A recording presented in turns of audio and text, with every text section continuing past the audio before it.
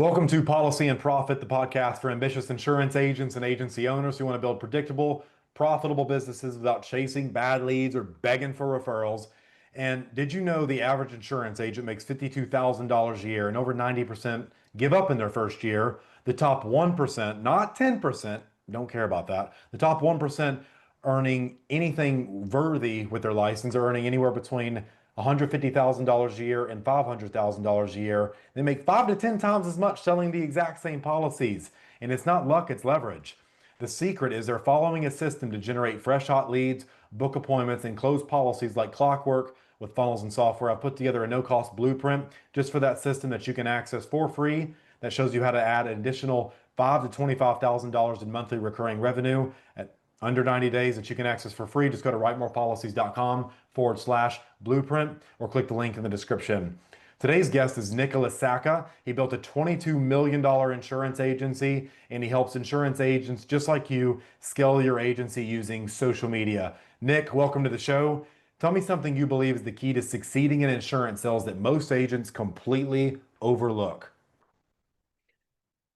Let's see. Well, thanks for having me, Mason.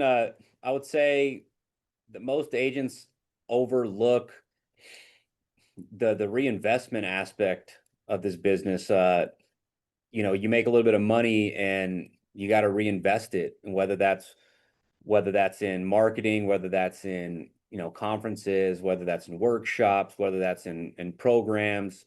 I think the more money we send out, the more it comes back with some friends. So I think just reinvesting. I think from what I've seen, the people that make a little bit of money and then they kind of become a little attached to it, I guess. I think that's the first thing that comes to mind. Talk more about that. So, because we all see the huge leaderboards, and I'm no stranger to them.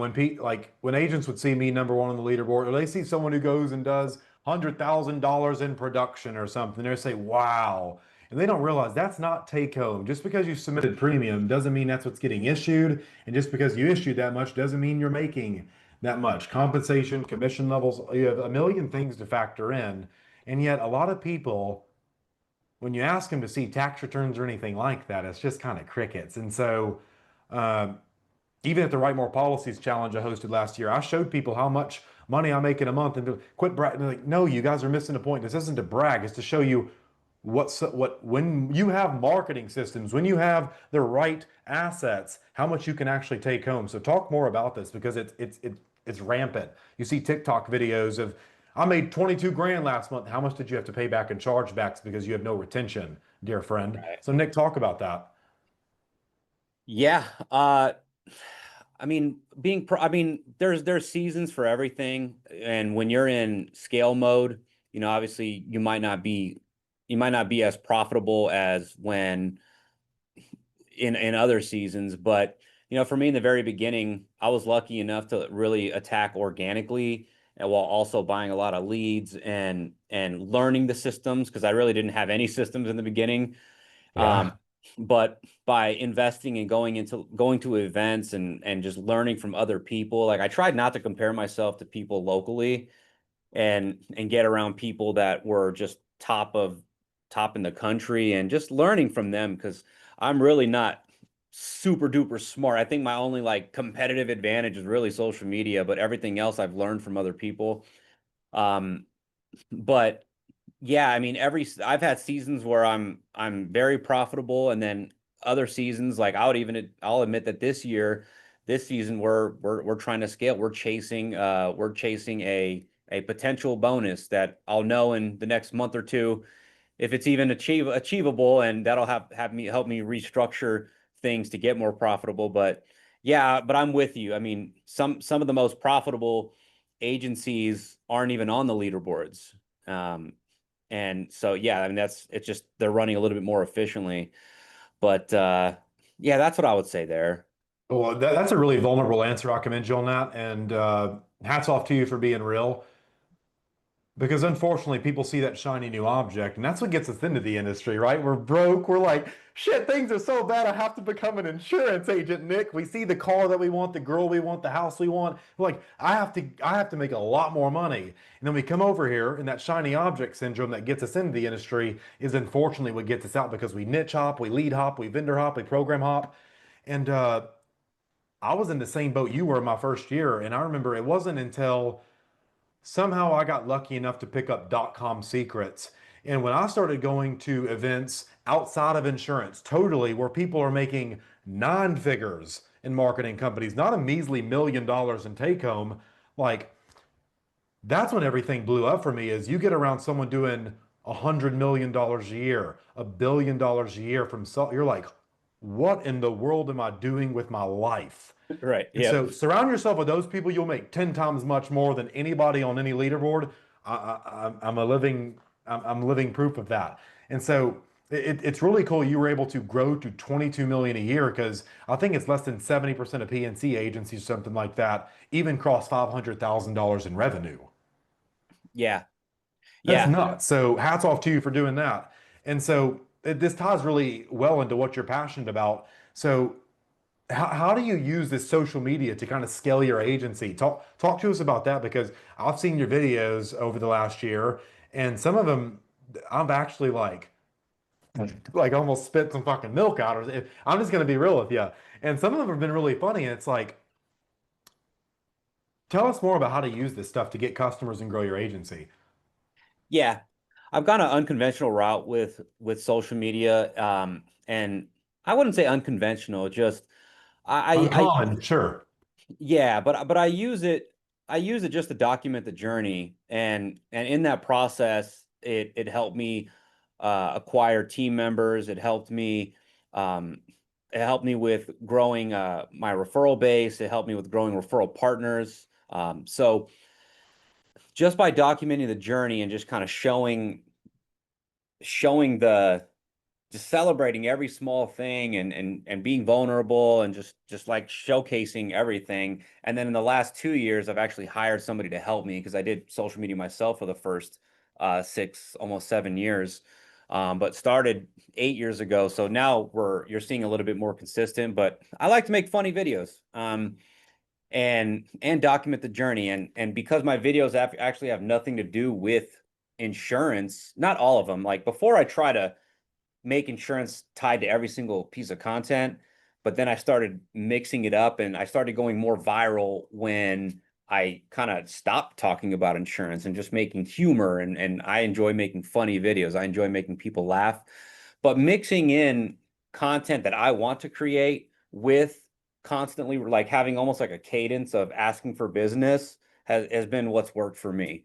So if I post 5 reels a week, then I'm going to ask for business twice a week. So you might see funny video, inspirational, quote, and then, hey, by the way, hit me up for a quote. Hey, I do insurance. And so having that cadence of give, ask, has served me well. And then now I'm dipping into running ads. So by creating organic content and then seeing what's working, it gives me a good idea of how to make that a paid ad. So that's what's worked for me in a nutshell. Yeah, that's really cool. Organic media is fun because unfortunately, most people get stuck in the trap of making what they want rather than what people want and are likely to consume. Hmm. And then it comes down to, do I want virality for attention to make myself feel good, or do I want just the right people to see it for profitability standards? And which is really cool because you've managed to kind of merge those two worlds. So kudos to you on that. Like, give yourself a pat on the back, man. And Thank you. here's something I've found. I don't know if you've noticed. You can convert 10% of your followers to customers. You can convert typically 10% of that organic following to attention. And then on the paid ads world, how do you take a complete stranger to knowing, liking you, and trusting you enough to put them in a problem state, cross the awareness bridge, and sell them something? And so, what's your kind of game plan for this paid ads thing? Because if you're already going down the humor route, when you're spending 10 grand a day on paid ads, you learn some things that work and things that just absolutely, you're like, what am I doing, Nick? I'm hemorrhaging money. And the funny thing about funny ads is they drastically cut CPCs, cost per acquisition, and all of that in half because people feel that affinity to you. They laugh when they see you, and it brings that know, like, and trust factor up. So talk to us about your plan for that. That's very interesting. Yeah, I mean the good thing about ads is like you can identify quickly if it's not performing and pivot. So it's like you don't have to throw the whole, monthly number at it. But um I think my strategy is really just I'll tell you, I mean it's always changing, but it depends on who you can serve. So like me, I'm limited to just 5 states that I can provide PNC insurance to. And what I can do locally can be far more impactful than anything, anything virtually. So if I'm making like so an example of like a strategy that I'm going to be doing is localized content. How do I make hyper local content for people that are here in Vegas? So that way it raises awareness of who I am and how to do business with me. So for example, you've seen a lot of creators create content around like the new restaurants that are opening up or activities and things that you can do like locally. That's still more of the organic route.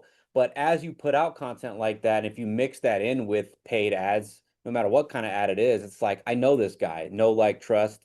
And so kind of meeting people where they're at locally. I think I've seen in Vegas specifically, I've seen realtors and um, lenders just crush it with strategies like that. Um, I just I just don't think you can go wrong by creating content and organic. I mean, you can totally do it the paid route without ever having to put out an organic piece of content. But I think it just makes it'll make it easier and help with that cost per acquisition. Yeah, and unfortunately, we see so many ad programs and stuff like that out there who have no understanding of what direct response marketing is and when brand kicks in, shit like that. And so and then there has to be a degree of showmanship. If you take an ad related to insurance and you put a guy and a girl in there, people will more likely watch the girl one every single time. So there's so many things you can do, and showmanship matters in today's world. And I think that's why you have such a degree of success with your organic stuff is because it makes you approachable. You're a funny dude. Like there's a personality there. It feels real. It feels like there's something that the person can connect to. And I don't know if you've noticed, Nick, but we live in a world where we've never been more connected, yet we've never felt more alone. And so Yep. just making someone laugh, someone feels that affinity to you. So it, if you're going Yeah. to follow the road Nicholas has fallen, like you've got to understand what also there's degrees that makes this thing work. And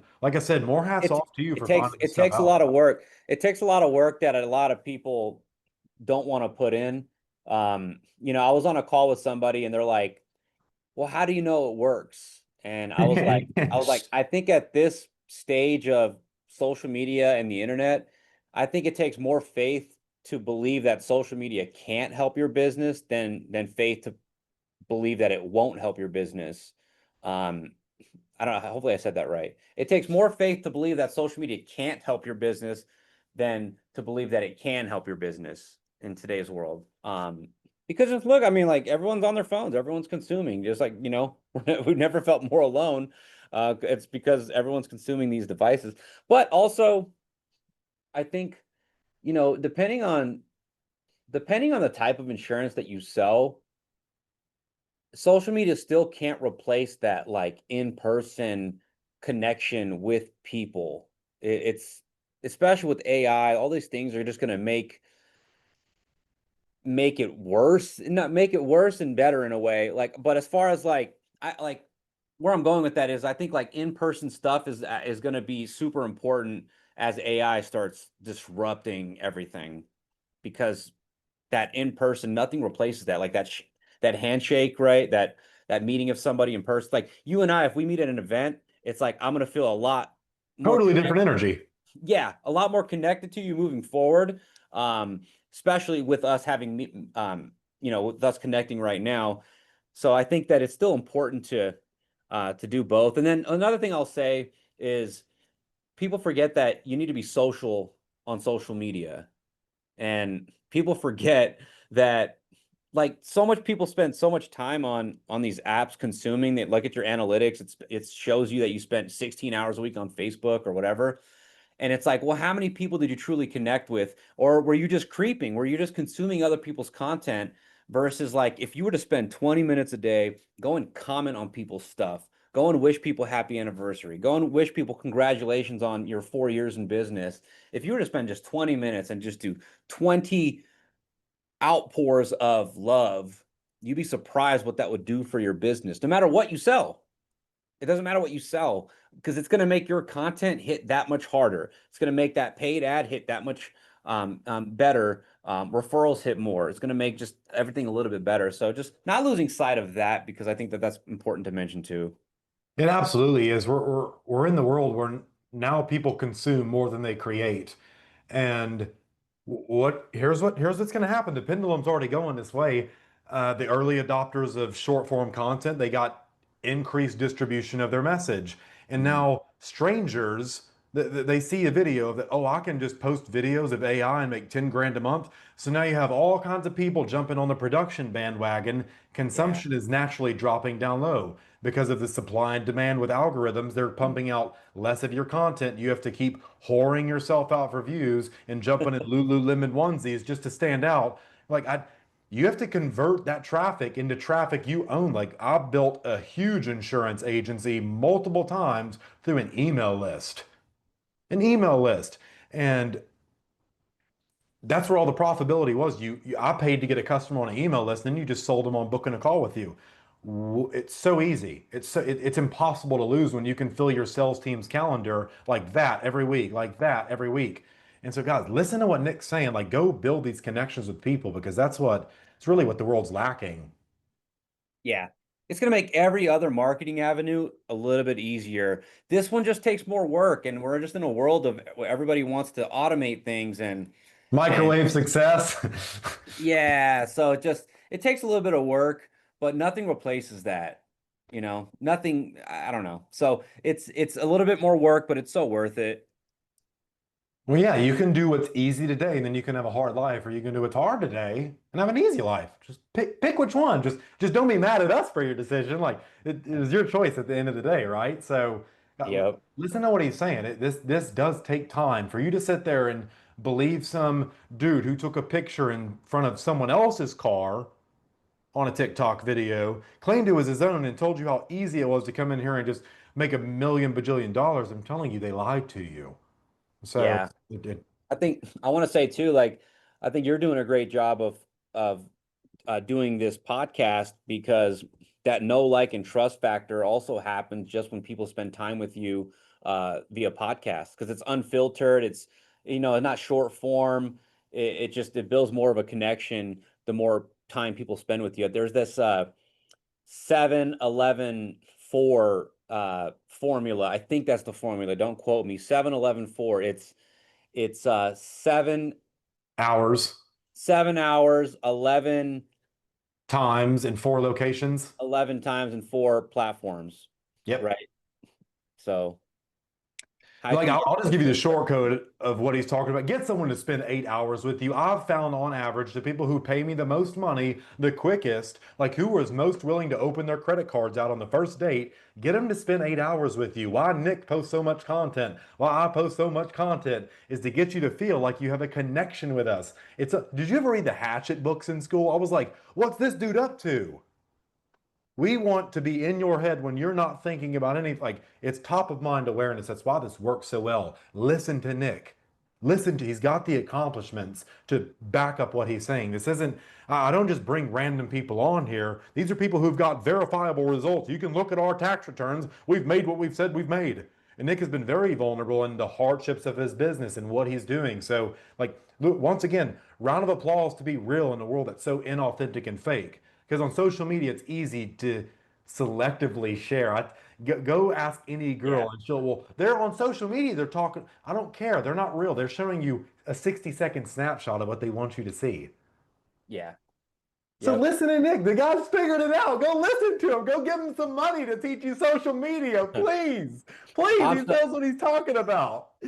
I'm still figuring things out, brother. Every day, still learning, still But you're figuring still one things out. step ahead of them, and people will pay for that. So Absolutely. go give Nick what he's worth. Whatever he tells you, just pay it because unless you want to take the time Nick has taken and the money Nick has spent to learn what he's learned, it's how dare you go ask him questions for free? You're telling me I spent 500 grand on coaches, courses, master for you to come and ask me questions for free about how to make money? Makes no sense to me. Makes no sense. Do you give people policies for free, Nick? Oh no, It costs money. uh, yeah, So Allstate don't work that way. yeah, it just doesn't. That's what money is for, guys. You use it to spend unless you're Scrooge McDuck and you like sitting in your vault playing with your dollars, I guess, if you like doing that. But dude, this has been really valuable for the agents and agency owners listening who want to learn more about what you do. Tell us who's a good fit to come and work with you and where they can find you at, Nick. Yeah, you can find me on Facebook on and YouTube at Nicholas Sakha. My last name's Sakha. Instagram, TikTok, Nich Sakha, LinkedIn, Nicholas Sakha. So it's either Nicholas Sakha or Nich Sakha. I'll And post all your links down below in the description just to make it easy for you. That way they can find you with a click of a button. So go tap on it right now. yeah. And then yeah, I help agents like there's a lot of what holds people back from putting out content is usually I don't know how or what to post. So or I don't know the technical aspect of it, or I don't have the time. And I help agents remove that friction between what's holding them back from putting out content. I try to make it as easy, try to make so yeah, and I've created a community that's launched last September, where we meet twice a month and we go over this stuff. But I also have a free Facebook group community called Insurance or Social Media for Insurance Agents. You're welcome to tap into that, and we put out some nuggets from the community in there as well. Absolutely. Well, you guys just heard it. So we're going to wrap up here. Thank you so much, Nick, for coming on and sharing your insights on how you grew a $22 million agency and how you make these funny ass videos that I keep saying. So for those of you interested in Nick's social media help, becoming more confident on camera, I'm guessing that's something you help him with, right? Not Yeah. being worried about what strangers on the internet say when they can't even live their own life. So go reach out to him. There's links below in the description. I'll post a link to go join his free Facebook group, Social Media for Insurance Agents. And if you'd like to be a guest on Policy and Profit, we're always looking for successful agents and agency owners doing at least 10K a month in commissions and have something cool to share. So you can apply at the link below in the description. And one more time, if you want to stop chasing leads and start booking qualified appointments with people who actually want insurance, grab our free booked and banked blueprint at writemorepolicies.com/blueprint. Until next time, keep building that commission machine, my friend.